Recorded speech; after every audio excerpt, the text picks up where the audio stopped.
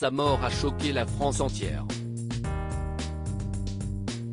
À 41 ans seulement, l'actrice Marie Trintignant, au sommet de sa carrière, est décédée brutalement le 1er août 2003, après avoir été frappée par son compagnon de l'époque, le chanteur de rock Bertrand Cantat, alors qu'il était en Lituanie pour un tournage.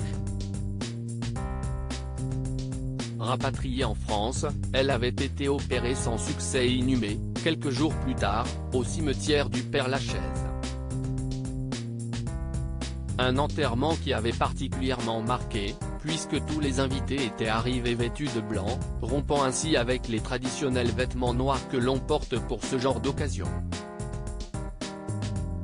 Une demande faite par la famille, et plus particulièrement par Roman, le fils aîné de la quadragénaire, âgé de 16 ans comme on l'apprend dans le livre Désir noir, sorti en librairie ces derniers jours. Un ado devenu acteur et restaurateur, né de l'union de sa mère et du musicien Richard Kolinka, et qui avait sûrement préféré garder le côté angélique d'une maman partie bien trop tôt. Présent aux obsèques avec son célèbre papa, ex-membre du groupe Téléphone, le jeune homme y avait retrouvé ses 3 petits frères Paul, à l'époque âgés de 10 ans, dont le père est François Cluzet, Léon, né de la relation de leur mère avec le technicien Mathias Autenin-Girard et qui avait à peine 7 ans, et Jules, accompagné de son père Samuel Benchekrit, un petit bonhomme de 5 ans.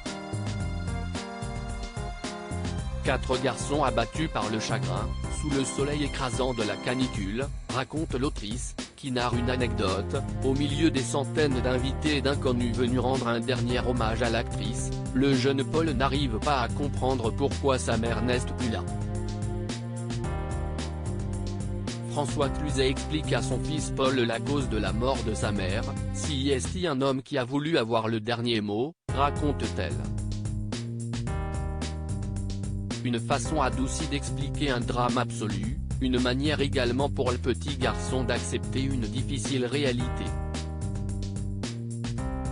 Une longue journée d'hommage. Les invités avaient assisté auparavant à une cérémonie, strictement civile, et à un hommage musical orchestré par Jacques Higelin, pendant lequel Lio, Barbara Schultz, Thomas Fersen ou encore Jean-Louis Aubert avaient chanté, devant un portrait de Marie, souriante, des fleurs dans les cheveux. Puis, tous avaient ensuite été invités à couvrir le cercueil de fleurs jaunes.